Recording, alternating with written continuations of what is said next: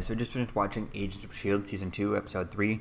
I've been watching the S.H.I.E.L.D. there and this season, and it's pretty interesting, but at the same time, I feel like, after Age of Ultron, they ended up with, now they have this whole Avengers organization, the new S.H.I.E.L.D. version is called the Avengers. But I feel like they would want to be looking into this whole Inhumans thing and following on Lash and stuff. Now I understand it may not be Captain America or Iron Man worthy stuff. It could be, since instead of sending random agents into fight someone with powers that they have no idea what they are. It definitely would be interesting to see that, but I feel like they would have their own team at least going after and looking at it. I feel like Stark, although doesn't look like he was part of that whole new Avengers organization team franchise, whatever. That I feel like he would definitely be wanting to look into it himself, or at least make sure that they're looking into it. I trust that they're doing it. He trusts that Cap and Natasha and Black Widow and stuff, and they're Nick Fury. They're all looking into that and stuff. And I feel like also Cap would also want to look into. He'd want to look into this and know a few things, about this, about how they're doing this stuff, and stuff like that. I also feel like also it'd be interesting to see what the Vision has to say about Inhumans and stuff like that, since he's so. Not necessarily, I guess, I don't know if he's knowledgeable or whatever, because of the stone in his head. Would be cool to see him, knowing who's good, who's bad, and stuff like that, just by knowing and stuff like that. That'd be kind of cool. But the thing is, I feel like they would definitely have a team, or they'd want to know information, and whether Coulson is working for them and he's relaying information to them. I'd like to know whether that's doing. If we get it like something, an email he's sending to Hill, or I'd love for Kobe Smulders to become more permanent on the show. Have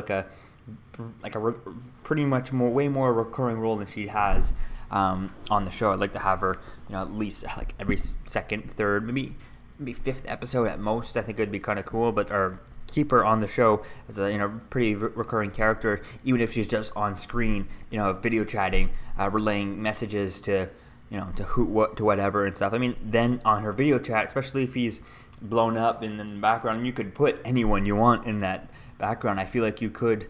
I don't know if they'd have to. I'm not sure how the whole legal rights go. If they have Maria Hill, Skyping film, on the big screen, or just on a tablet or whatever. Can they CGI Fury or someone in the background?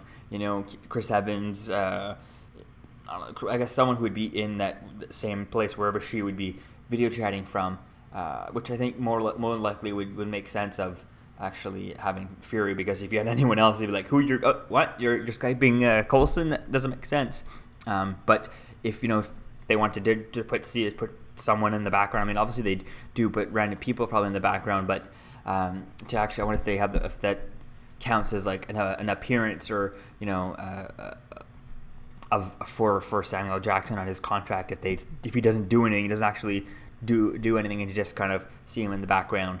I think it would kind of be interesting to see if they could do that. I'm not sure if that kind of works out, or if that would, using the likeness or whatever. I think that would be interesting to see. Maybe we could use something with that, or at least just have her, Skyping in once an episode, just kind of getting information and using, seeing how that, because S.H.I.E.L.D. doesn't have, they don't have like the big resources of S.H.I.E.L.D. I want to see how kind of, maybe that Stark's money via Stark money via Nick Fury and Hill is kind of going through that, because I feel like Coulson would still be needed to access to whatever the money that maybe not necessarily Stark, because I feel like he would find out, and he would oh my god, what's this being used for, and why is this so secretive and stuff, because of Coulson and stuff. But I feel like whatever money Nick would have, obviously Nick would have a pretty big sum of money hidden somewhere just for things like this, because you never know when everything goes to crap, and then you still need money afterwards to keep saving the world.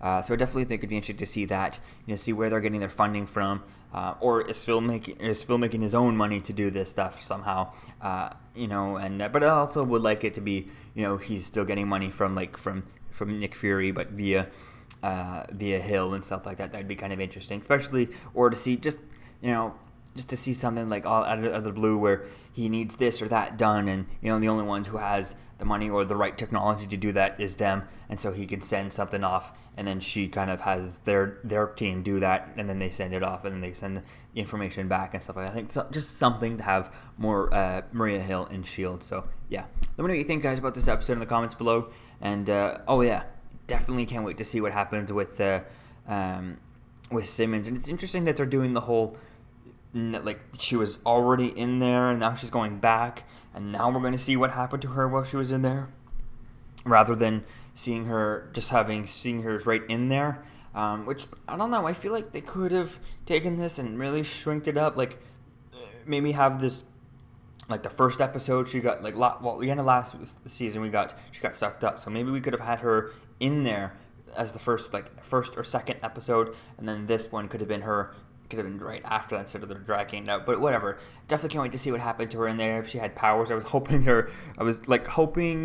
not hoping that like she was gonna, I don't know, transform or do something and just be like, oh, I have powers now, or we'll see what happens to her. But also be interesting to see, though, if she goes back to this place, if and they probably would want to have, definitely Fitz would want to go there with her. I could see them sending, Skye with her, since, she has her powers to try and do stuff. And it'd be interesting to see does her powers work on that planet.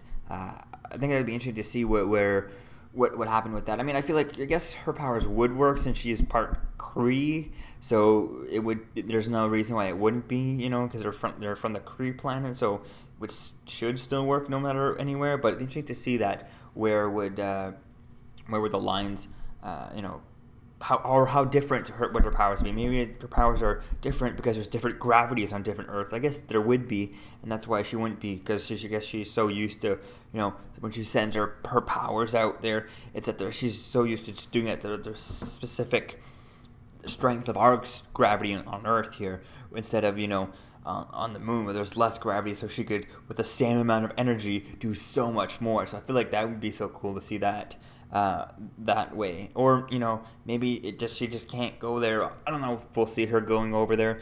They have to make a pretty good reason. I mean, I guess that's enough to just say that she's the one with the powers. You can't bring that many guns over there or something. I mean, even you could, but you run out of bullets.